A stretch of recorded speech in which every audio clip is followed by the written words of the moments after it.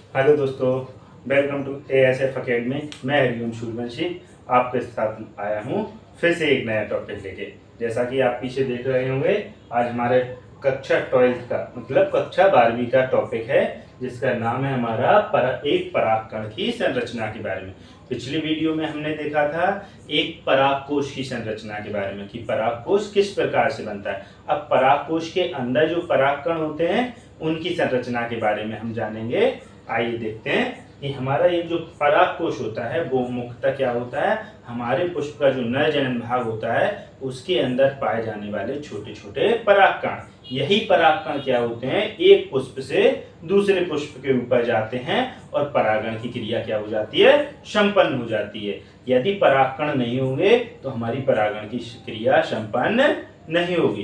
तो जो हमारे परागकण होते हैं यह प्राकृतिक रूप से काफी स्पेशल होते हैं, मतलब इनकी बनावट इस प्रकार से होती है कि यह हर मौसम में क्या करें, अपने आप को सुरक्षित रख सकें। आइए हम इसकी संरचना बनाते हैं, फिर इसके बारे में अध्ययन करेंगे। तो हमारा जो परिपक्व परागकण होता है वो देखने पर हमारा कैसा होगा, गोल या अंडाकार होता है, ठीक है। और उसके चारों ओर क्या पाया जाता है, एक दोहरा आवरण होता है, मतलब दोहरे आवरण युक्त होता है। तो देखिए हम इसका बना लेते हैं। यह हमारा एक आवरण हो गया, ठीक है। इसी से लगा हुआ हमारा दूसरा आवरण होता है जिसे हम क्या बोलते हैं, बाह्यचोल, या इंग्लिश में उसे एक्जाइन बोलेंगे। अंदर वाले को अंतःचोल, बाहर वाले को बाह्यचोल। देखते हैं बाह्यचोल हमारी किस प्रकार से होगी।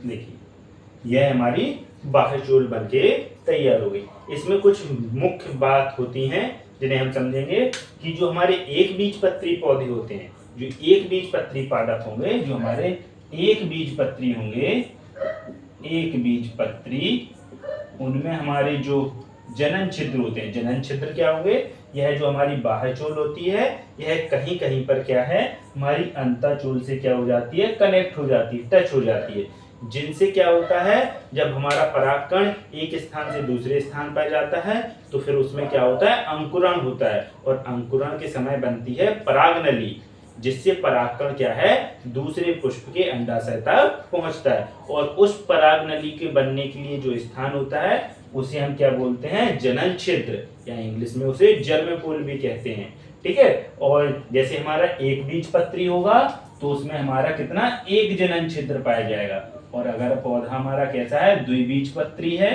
द्विबीजपत्री पौधा है हमारा, तो उसमें जनन छिद्रों की संख्या कितनी हो जाएगी, 3। मतलब हमारा बनेगा सेम टू सेम। देखिए कहीं कहीं पर जैसे यहाँ पर टच कर दिया, यहाँ पर टच कर दिया और यहाँ पर टच कर दिया, जहां जहां पर यह टच होगा वहां पर हमारा क्या बन जाता है, जनन छिद्र बन सकते हैं, ठीक है। चलिए इसके बारे में और पढ़ेंगे। इसमें मध्य में एक क्या हो जाएगा, केंद्रक हो जाएगा, और इसमें क्या भरा होगा, द्रव भरा होगा हमारा, ठीक है।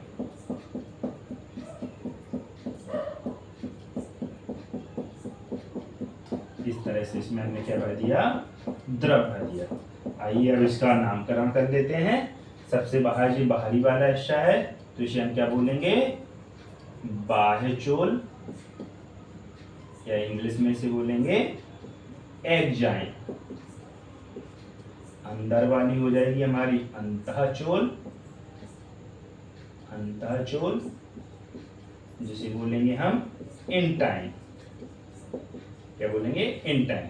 ऐसे यह क्या हो जाएगा हमारा, जनन छिद्र, जनन छिद्र, इसे इंग्लिश में क्या बोलेंगे, जर्म पोल, जर्म पोल। यह हमारा होता है केंद्रक, इसे हम क्या बोलते हैं, न्यूक्लियस, ठीक है।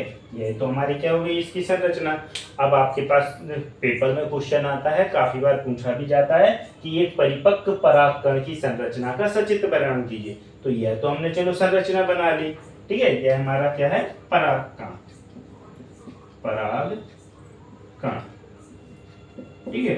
यह हमारा क्या है, परागकण। अब इसके बारे में हम समझते हैं कि पेपर में अगर आपके पास क्वेश्चन आ जाए एक परिपक्व परागकण की संरचना या सचित्र वर्णन कीजिए, तो हम इस प्रकार से संरचना बना लेंगे और इसमें लिखेंगे एक परिपक्व परागकण देखने पर हमारा कैसा गोल या अंडाकार होता है। कैसा होगा? गोल या अंडाकार होता है, जो 2 स्तरों का बना होता है, जिसमें बाहर वाले स्तर को हम बाह्यचूल बोलते हैं और यह जो बाह्यचूल है हमारी स्पोरोपोलिनिन, किसकी?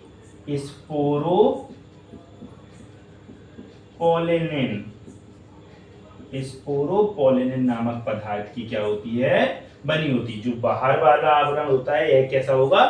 खुरदरा होगा और खुरदरा होने के साथ साथ कठोर भी होगा, जो किसका बना होगा? स्पोरोपोलिनिन नामक पदार्थ का बना होता है। और यह स्पोरोपोलिनिन नामक पदार्थ क्या कहता है? यह इसे जैव रसायनों के प्रति या बाहरी जो बैक्टीरिया वायरस इन्फेक्शन है उनसे बचाने की में क्या कहता है? मदद करता है। इस परागकण को क्या है? बाहरी आक्रमण या कोई रासायनिक पदार्थ या बाहर से जो भी पदार्थ उस पर अटैक कर सकते हैं, इसे नष्ट कर सकते हैं, उससे बचाने की में कौन मदद करता है? यह बाह्यचूल, जो किसकी बनी होगी? हमारी स्पोरोपोलिनिन की। बाह्यचूल देखने में कैसी होगी? खुरदरी होगी। ठीक है।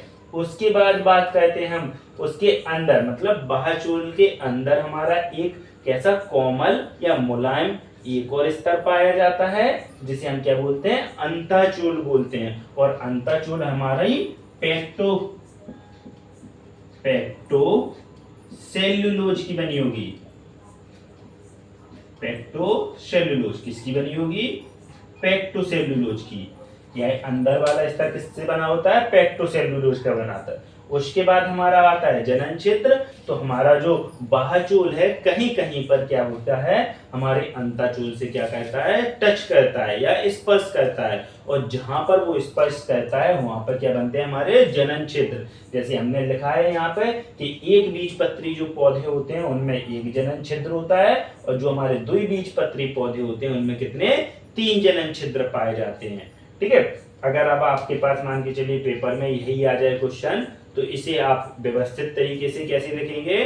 तो आप सबसे पहले क्वेश्चन नंबर डालिए और उसके बाद लिखना स्टार्ट करेंगे कि हमारा जो परिपक्व परागकण होता है वो देखने पर गोल या अंडाकार होता है। कैसा होगा? गोल या अंडाकार, जो 2 स्तरों से मिलकर क्या होता है? बना होता है। जिसमें पहला स्तर हमारा बाह्यचूल होता है, जिसे हम इंग्लिश में एग्जाइम भी बोलते हैं, और ये बाहर से कैसा? देखने में खुरदरा होता है और कठोर होता है, जो क्या करता है? हमारा स्पोरोपोलिनिन नामक पदार्थ का बना होता है। यह क्या कहता है? प्राकृतिक पदार्थों या बाह्य अपघटनकारी पदार्थों या बाह्य रासायनिक पदार्थों से क्या कहता है? इस परागकण की क्या कहता है? रक्षा करता है। उसके अंदर बाह्यचूल के अंदर एक और स्तर पाया जाता है जो मुलायम एवं कोमल होता है, जिसे हम क्या बोलते हैं? अंतःचूल बोलते हैं या इंग्लिश में एंटाइन बोलते हैं। यह हमारा पेक्टोसेल्युलोज का बना होता है। उसके बाद हमारा जनन क्षेत्र होता है। मतलब क्या होता है? जो हमारी बाह्यचूल है कहीं कहीं सिकुड़कर अंदर की ओर मुड़कर क्या करती है? हमारी जो एंटाइन है या अंतःचूल को स्पर्श करती है, जहां से क्या है? परागकण अंकुरण के समय क्या होता है? परागकण में अंकुरण के समय क्या बनती है? परागनलिका बनती है। ठीक है। और इस प्रकार एक हमारे परिपक्व परागकण की क्या हो जाती है? संरचना बनकर संपन्न हो जाती है। आई होप आपको समझ में आया होगा। अगर इसमें आपको कोई भी दिक्कत है, कोई भी कंफ्यूजन है, आप हमें कमेंट करिए। मिलते हैं नेक्स्ट क्लास में। धन्यवाद।